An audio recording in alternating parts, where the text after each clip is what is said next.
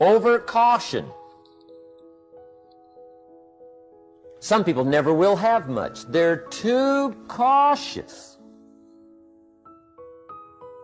Now, you can also be too reckless, but you can also be too cautious. This is called the timid approach to life. And my caution was always the risk. Risk used to drive me right up the wall. I used to say, what if this happens? It's called the language of the poor. What if this happens? And on top of that, if this was to happen, look at the fix I'd be in. I better not try. I could always ace myself out. Then I'll tell you what changed my whole life when I finally discovered it's all risky. The minute you were born, it got risky. If you think trying is risky, wait till they hand you the bill for not trying. If you think investing is risky, wait till you get the tab for not investing. See, it's all risky. Getting married is risky. Having children is risky. Going into business is risky. Investing your money is risky. It's all risky. I'll tell you how risky life is. You're not going to get out alive. That's risky. The Englishman says, well, if that's the way it's going to work out, let's give it a go. Right, that's what it's for. Give it a go. Somebody says, yeah, but I'm looking for safety and security. Fine, then huddle in a corner. We'll cover you with a sheet, bring you 3 meals a day. And we'll protect you, feed you, look after you, care for you. We won't let anything happen to you. And you'll probably live to be 100. The guy said, well, yeah, I'd live to be 100. But what a way to live. Right. What a way to live, safe and secure. Don't ask for security. Ask for adventure. Better to live 30 years full of adventure than 100 years safe in the corner. And see, it's not important how long you live. What's important is how you live. Here's the next attitude disease. We're almost through with this motley list. In fact, we're almost through. Hang on. The next one is pessimism. Pessimism, the deadly disease of always looking on the bad side, the problem side, the difficult side, checking all the reasons why it can't be done. The poor pessimist leads an ugly life. He doesn't try to figure out what's right. He tries to figure out what's wrong. He doesn't look for virtue. He looks for faults. And when he finds them, he's delighted. How ugly. This is the poor guy who looks through the window, doesn't see the sunset. He sees the specks on the window.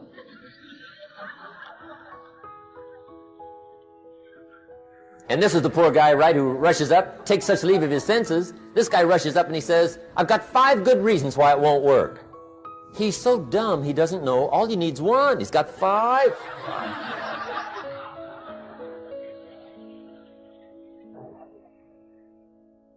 To the pessimist, the glass is always half empty. To the optimist, the glass is half full. Why would the same measure affect people 2 different ways? Answer, it all depends on how you look at it. Our lives are mostly affected by the way we think things are, not the way they are. The way we think they are affects us most. There's a subject we don't have time to get into tonight called better thinking habits. One of the major things Shoaff taught me when I met him, he said, poor thinking habits keeps most people poor. Not poor working habits. Most people work hard, but they don't think hard. And Shoaff taught me that the mind is like a factory, a mental factory. And whatever you think about all day long pours ingredients into this mental factory. And that's what builds the economic, social, financial fabric of your life. He quoted me a Bible phrase that says, as you think, so you become. How awesome. When he talked about poor thinking habits, he had me. I used to start the day reading the morning newspaper. I mean, you can believe that or not. I'd get a cup of coffee and read the paper. I'd load up on wars and riots and murders and stabbings and killings and bank robberies and muggings and car wrecks and tragedies. I'd even read the back pages. I seem to like that stuff for some weird reason. I'd load up on all that, and then I'd start the day. You can imagine the kind of days I used to have. You walk around on your financial knees. They call you economic peewee.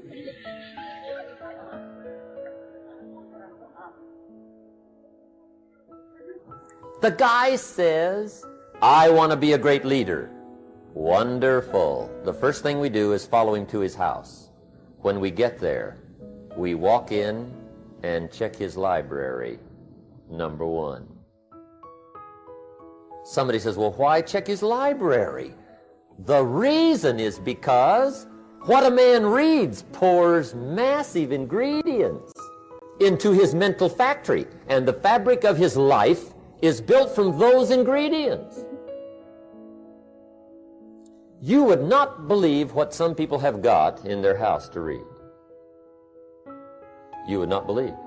One of the best dressed up words I know for a lot of it is trash.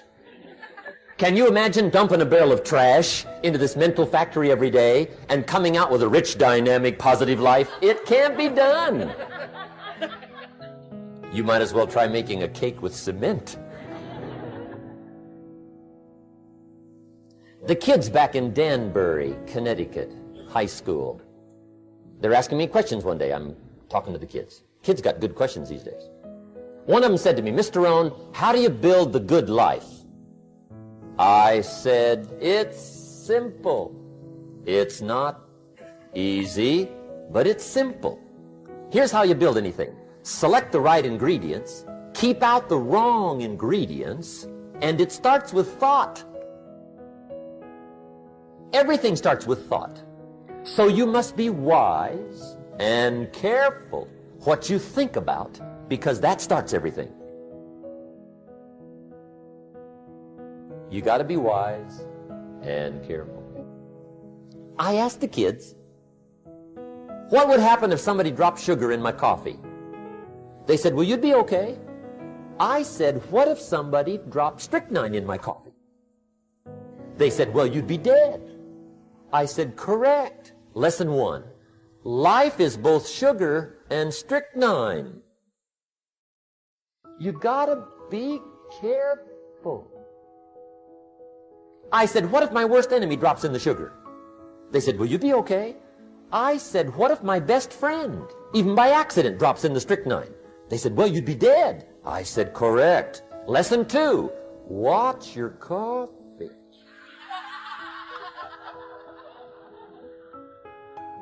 You got to be careful. See, it doesn't matter who hands you the bad stuff.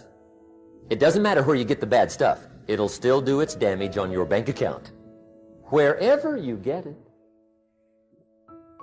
Mr. Shoaff gave me one of the greatest phrases when I first met him when he said, Jim, every day stand guard at the door of your mind. How important. Stand guard at the door of your mind. And you decide what goes into your mental factory. Don't let anybody just dump anything they want to in your mental factory, because you've got to live with the results. Okay, here's the last disease, and we're through with this list. In fact, we're almost through. Hang on. The last subject is very brief. The last disease, but this one is deadly. Engage in this one, indulge in it even slightly, and you might as well forget the future, because it's going to forget you. Complaining, crying, whining, griping, a Bible word called murmuring. See, that'll ace your future. Spend 5 minutes complaining, and you have wasted 5. And you may have begun what's known as economic cancer of the bone. Surely they will soon haul you off into a financial desert and there let you choke on the dust of your own regret. I hope I said that well, so you won't forget. It's a deadly disease. If you don't think it's bad, ask the children of Israel of Old Testament fame. Typical of us all, their story just happened to get in the book. Story says, children of Israel were slaves. God performed a series of dazzling miracles and got them out. And now they're heading for the promised land. Remember the story? Heading for the promised land. Tragedy of the story, they never got there. Reason. From day one, they started to complain. They griped about the water. They griped about the weather. They whined and cried and griped about the food. They griped about the leadership. They whined and cried because it was too far, too cold, too hot, too difficult, too miserable. I mean, they whined and cried for years. Finally, God said, I've had it, trip canceled. Or something like that. The story says they died in the desert, never got to the promised land. Which I think means two things. Indulge in this long enough, you get your future canceled. And I guess it also means even God himself can only take so much.